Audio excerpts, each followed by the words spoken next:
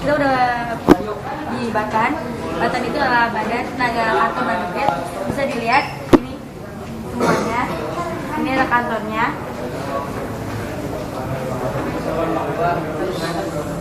Di dalam sini ada mesin berkat elektron bahwa minyak ini bermanfaat bagi adik-adik sekalian, menambah ilmu, pengetahuan khususnya tentang teknologi nuklir. Mudah-mudahan bermanfaat dan harapan kami setelah sampai ke sini benar-benar lab, kemudian adik-adik menyebarluaskan bahwa teknologi nuklir itu tidak membahayakan seperti yang dibayangkan orang. Dan lahir pada tanggal 5 Desember. Badan tuh Badan Atom Nasional atau apa sih? Badan Tenaga Atom Nasional. Saya Abdul Rashid melaporkan dari timnya Yovani, Ustaz Syifa dan Pandu, dan saya juga sendiri. Barusan tadi kita udah dengerin pengantar dari salah satu staf di Batan ini. Terima kasih sebelumnya. Sekarang kita udah mengkolaknya dan kita mau lihat cara buat nuklir. Oke, dadah.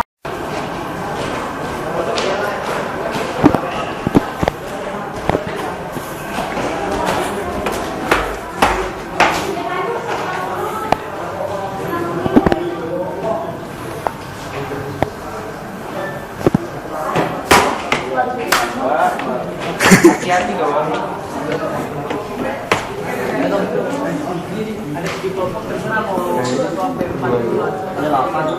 Akhirnya saya dulu paruh, silakan bagaimana nanti.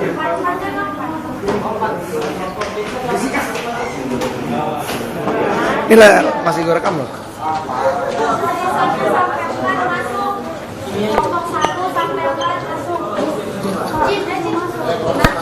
Ini salah satu bagian reaktor atom. Ini bisa dilihat sendiri. Yuk.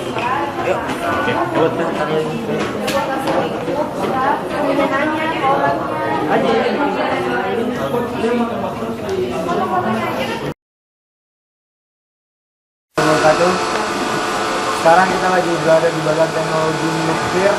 Udah di dalam labnya, Bang. Dan sekarang kita berada di dalam labnya. Generator. Mari kita naik ke atas. Oke. Ini yang gue sekarang gantian main ganti-gantian. Tadi gue gitu foto nih Pak 5 kali. Lo digangguin tadi. 5 kali kaca-kaca foto gue. Ya, sekarang kita ngikutin reporter Pandu ya. Ini kita udah masukin daerah-daerah yang lumayan bahaya. Dan ini kita pakai nih, lihat sepatu kita pakai kayak gini untuk ngehindarin debu. Ini adalah salah satu profesor bapaknya. Wow, keren. Paparan radiasi.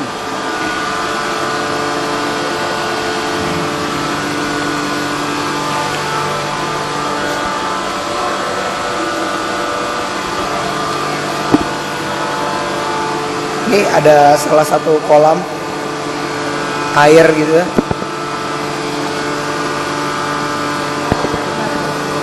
Langsung kelompok 1-2 cepetan. 1-2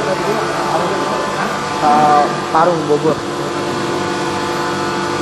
Ini apa, Pak? Ini Ini reaktor. Ini reaktor. Itu air itu air apa?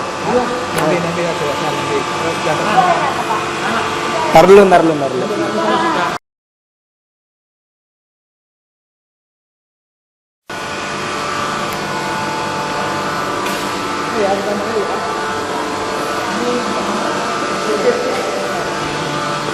Tapi mungkin di awal bukan sangat ditemukan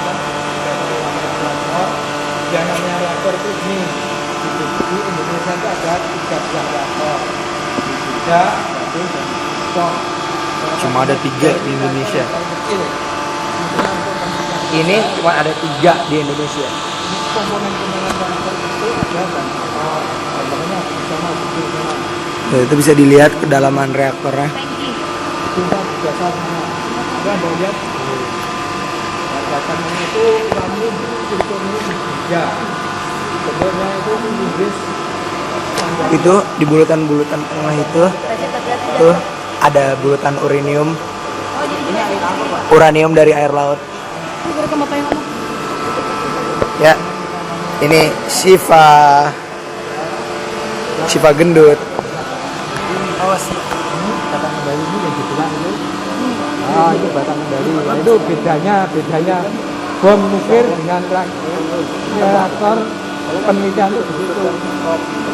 Kalau bom nuklir itu reaktor yang tidak ada batang kendalinya, tidak ada pengamannya, jadi dia meledak tidak dikendalikan.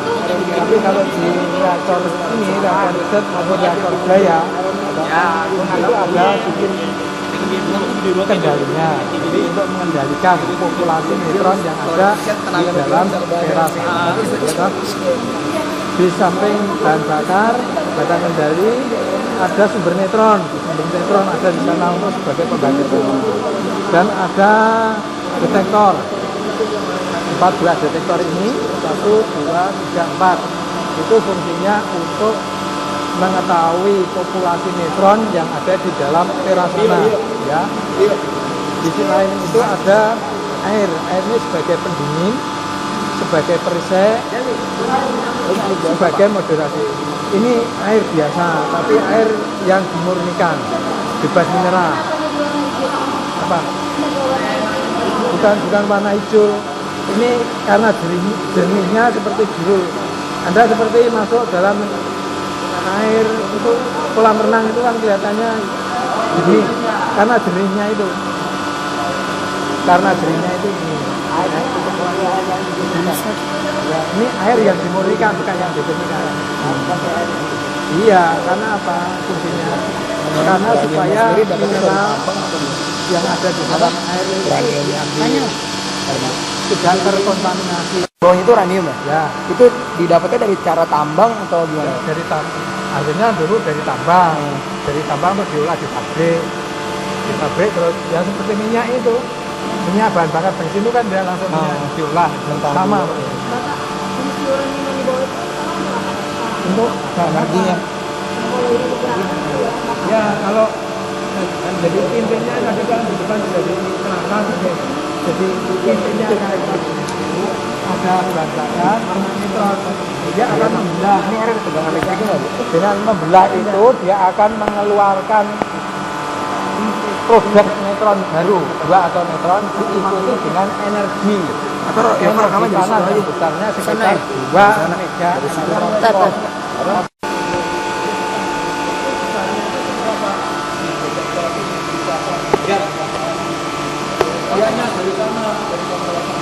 Jadi waktu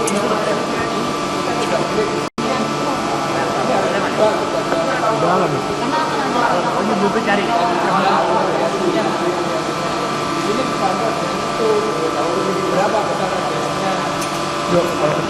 Ain bisa geser nggak?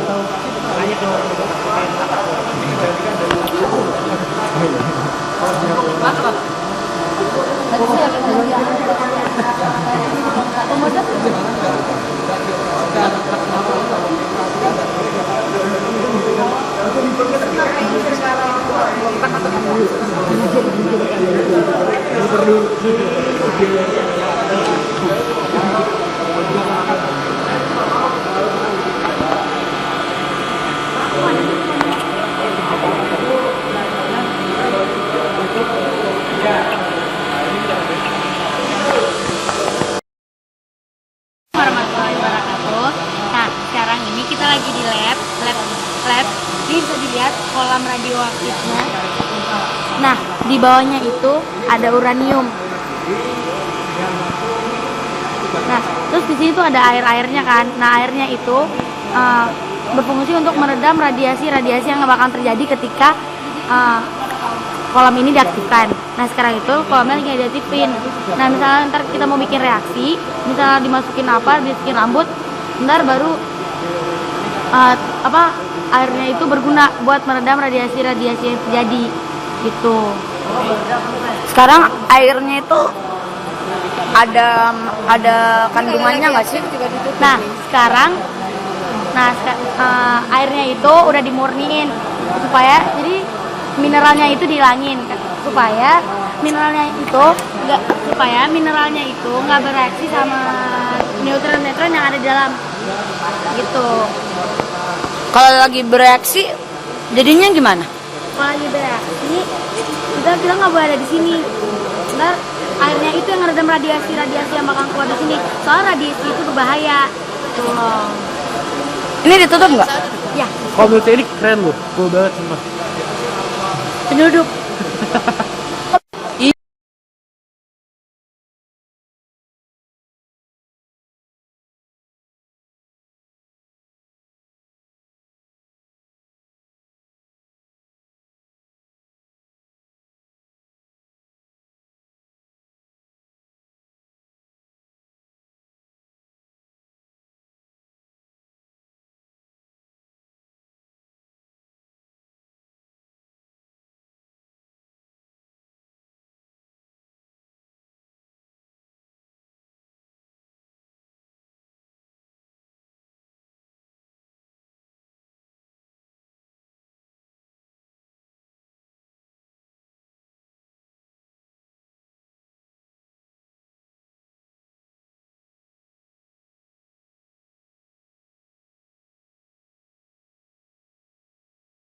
Itu katanya bisa jadi $1 billion man atau enggak jadi mutan kalau lagi bereaksi. Kalau lagi nggak bereaksi berenang juga nggak apa-apa.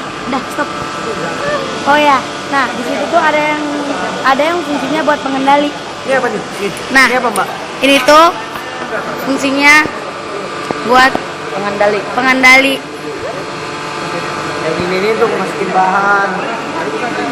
Yang ini air, nggak ada pakai ini. Ketiga itu namanya tuas pengendali. Tuas pengendali adalah yang membedakan antara reaktor nuklir dengan bom nuklir. Fungsinya adalah kalau kita sedang melakukan penelitian, dia bertugas untuk menekan jumlah populasi. Jika kalau kebanyakan, kita bisa menekannya dengan adanya tuas pengendali ini, sehingga tidak terjadi radiasi yang berlebihan. Terima kasih Yodi. Apaan? Dari Batan, Yodi melaporkan. Ini detektor di gerula. Ini masukin kemana Pak? Ini masuknya ke alat ini. Ini gamma area monitor. Ya. Untuk memonitor adanya radiasi gamma di lingkungan.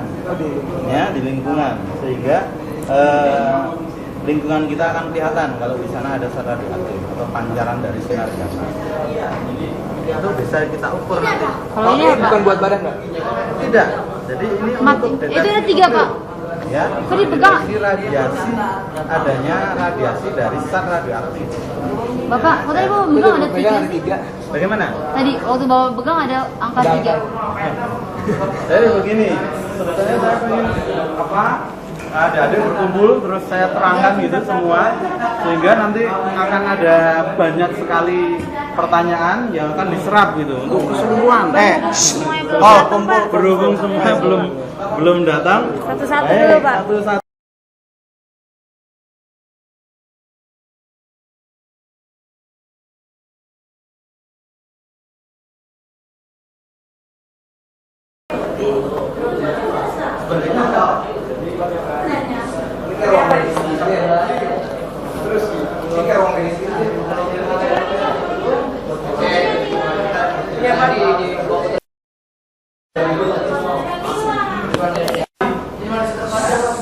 Saya beri pengantar supaya adik-adik bisa dalam mengikutinya nanti untuk gitu ya.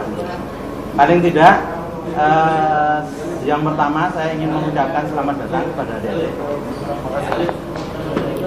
Kemudian terima kasih sekali atas kedatangan adik-adik di Balai Elektromekanik. Balai Elektromekanik ini tugas dan fungsinya yang jelas di Puspek ABB ini dalam mendukung perekayasaan peralatan instrumentasi, kemudian perawatan dan pemeliharaan instrumentasi. Ya. Nah, untuk mendukung, untuk mengerjakan keseluruhan itu, mengapa kita harus merekayasa instrumentasinya dan sebagainya? Karena apa? Karena adik-adik akan tahu, atau adik-adik sudah tahu Kalau zat radioaktif itu dalam memancarkan radiasinya tidak kasat mata, ya, tidak bisa diterima oleh panca indera kita. Kita perlu alat, itu perlunya rekayasa. Itu ya, ini pokoknya begitu. Yang saya pegang ini adalah beta monitor namanya, untuk mendeteksi adanya radiasi beta. Ya, adik-adik ingin mendengarkan bunyinya seperti ini. Ya, ini beta monitor. Jadi kalau ada radiasi beta, dia menumbuk dari detektor yang ada di dalamnya sini, dia akan berbunyi seperti yang saya sebutkan ini. Nah, oke, seperti itu ya. Ini bunyinya kalau dia terkena pancaran radiasi. Kemudian bahwa radiasi itu kita bisa mengelolanya dengan benar asal kita memiliki peralatan-peralatan tadi. Saya ingin menunjukkan ini adalah radiasi beta dengan pancaran 1 mRad per jam. Ya. Tapi yang sebaliknya ini adalah 10 mRad per jam. Beda ya suaranya. Nah, itu artinya apa? Kita bisa mengendalikan adanya zat radioaktif asal kita memiliki alat. Ya. Kemudian ini salah satu juga bukti bahwa yang namanya radiasi beta itu pancarannya, ya, daya tembusnya tidak begitu besar, ya. Nah, ini contohnya. Ini radiasi beta 10 mRad. Nah, 10 mRad per jam, ya. Saya tutupi saja dengan ibu jari saya. Dia tidak lolos, ya. Tapi kalau dia lolos akan lepas. Nah, kemudian yang selanjutnya bahwa radiasi itu tidak menular, adik-adik, ya. Artinya apa? Tangan saya meskipun kena pancaran radiasi ini, tapi dia tidak menjadi zat radioaktif, ya. Bukan sulap. Ini bukan sulap, maaf. Ini bukan sulap, tapi ini kenyataan, ini fakta. Ini fakta. Ya, bahwa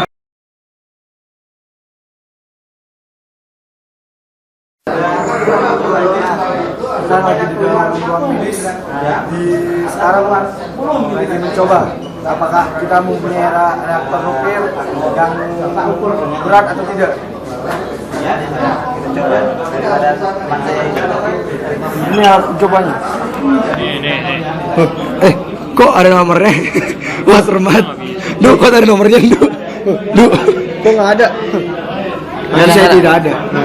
Jadi ini alat yang kayak mic yang lagi dipegang Pandu ini untuk mengukur radiasi nuklir dari reaktor nuklir. Bukan ini mic. Saudara-saudara, ini Bohong, ini bukan mic. Nih, ini ada angka 00, berarti ini buat ngecek radiasi gamma. Nah, nanti dia bakal dicaca dan ditunjukkan angkanya berapa. Oke. Pandu, coba lihat. Ada tak gitu. Di dalamnya. Pinjam ya.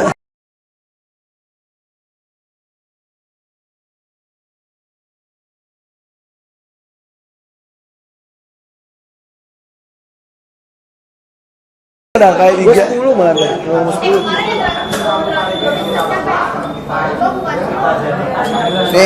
Ini ada bagan tubuh untuk ngecek. Di sini ada komputer untuk di sini ada data-datanya, nama-nama pasien. Nah, ini salah satu orang yang kena radiasi nuklir. Nih, muka beler. Lihat muka bengkak-bengkak gitu. Jadi di Pekanbaru tuh banyak nuklir ya, makanya. Makanya nih lihat. Ini ada kursi buat detektor. Ini perak. Nih, pengenalan Pak Industri Tenaga Nuklir. Ini 2 anak kampung yang ya norak biasa. Lagi diambil nih, ginjal kanan. Nih, ini ada alatnya buat ngecek Ginjal kiri, ginjal kanan. ginjal kita terganggu radiasi atau enggak. Jadi sel kita bakal rusak atau enggak. Taiwan. Bang Ganteng, Bangsa kita bisa menyumbangkan apa yang bisa untuk masyarakat, kita kembalikan lagi. Nah, kita buat itu yang bisa dipakai untuk orang banyak, untuk rakyat banyak. Dari mana? Oke, sekian. Assalamualaikum warahmatullahi wabarakatuh.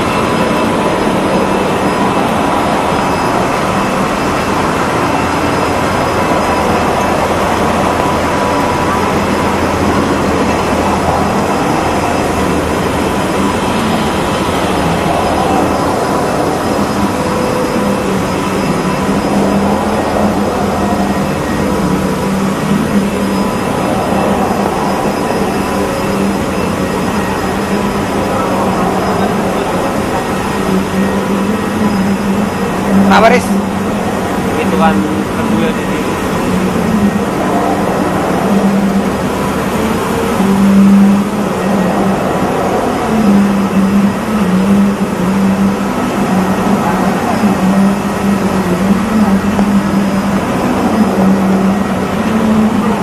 Sorry boy, masih bentar.